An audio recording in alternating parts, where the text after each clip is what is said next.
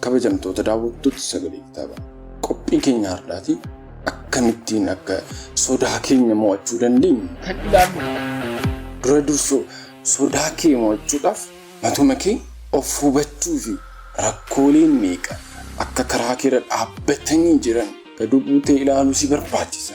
Filosoofii karaa sodaa kee itti mo'achuu dandeessu osoo hin hubatiin, osoo itti hin fayyadamiin dura sammuun kee yaada kana akka fudhatuuf qophaa gochuu qabda. Maarree boleewwan koo sammuu keessan qopheessuun baay'ee waan ulfaatu tokko miti.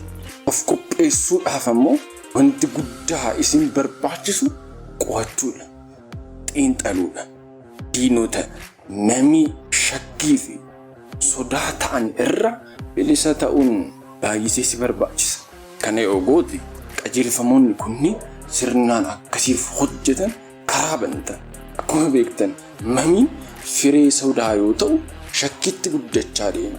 Adeemsi kun suuta gara sodaatti guddachaa waan dhufudha. Haala akkasii kanaatiin kan nuti sodaa ofirratti uumnu. Daawwattoota keenya sagalee kitaabaa diina keenya mo'achuudhaaf jalqaba maqaa, amalaa fi bakka inni jiraatu beekuun imala keenya akka nuuf salphisu goone jechuudha. Sodaawwan jireenya keenya keessa jiru yommuu hubachuu jalqabnu dawaawwan isaanii argachuudhaaf tokko jennee jalqabneerra jechuudha.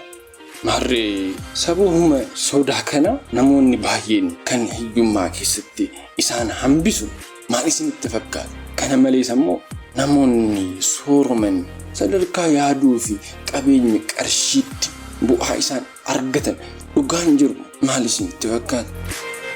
Sodaaleen bu'uura ta'an namoota mudachuu danda'an tokkoffaan namoonni sodaa dhukkubaa ni qabu. Lammaffaa sodaa hiyyummaati. Sadaffaan sodaa ceephoo. Afraffaan sodaa jaalalaa. Shanaffaan sodaa dullummaadha. Jahaffaa kan namni hunduu biraa hin hafne sodaa du'aati. Addunyaatti sodaawwan kunniin marsaan nutti dhufu. Waggaa 6 yeroo dinagdeen addunyaa kufee ture san hundi keenya marsaa sodaa hiyyummaa keessa turre. Yeroo waraana addunyaa immoo sodaa du'aa jala turre. Loluma sanatti aaneeti immoo sodaa dhukkubaa daddarbatuun dhufe. Akkuma ragaa ilaaluu dandeessanitti dhukkuba of baay'isuun addunyaa irra tamsa'uutu dhufe. Namni kamiyyuu yaada sammuu isaa to'achuu fi gara inni irra deemuu danda'u qajeelchuu ni danda'a.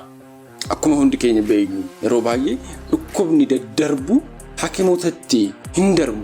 Maaliif?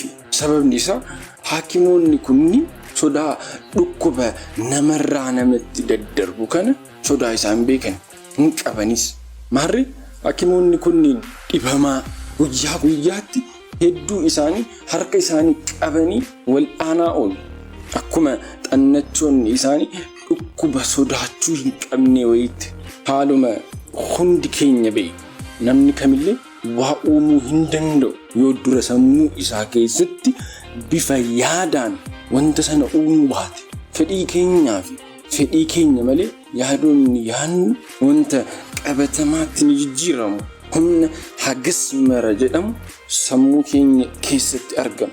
Yoo sirriitti hubattan yaadni sammuu keenya yaadu burqisiisu maallaqa, hojiidha, daldaladhas yookiin jireenya hawaasummaa keessan ittiin fooyyessuu wanta ittiin dandeessanidha. Yoo of hubatte, yoo of beekte hanguma yaada sammuu kee keessatti yaadduu fi qindeessuu dandeessu taatee argamta. Sirriitti hubadhaa. Addanatti dhagaa bu'uuraa kaawwachaa jirra. Namoonni dandeettii barnootaa wal qixaa qaban tokko sooromee kaan immoo hiyyummaa keessatti kufee yeroo baay'ee argineerra. Maaliif? Dhugaan kun immoo dandeettii yaada sammuu isaa to'achuu waan qabuufidha. Karaa to'annaa kanaan yaada sammuu biraa irraa itti dhufu hunda kan isaaf ta'u fudhatee kan isaaf hin taane liqimsamne ofirraa dhiisu. Uumamaan badhaasa nuuf kenname keessaa sammuu ittiin yaada keenya to'annudha. Karaan kun gara sodaa to'achuu danda'utti nu geessuu danda'a.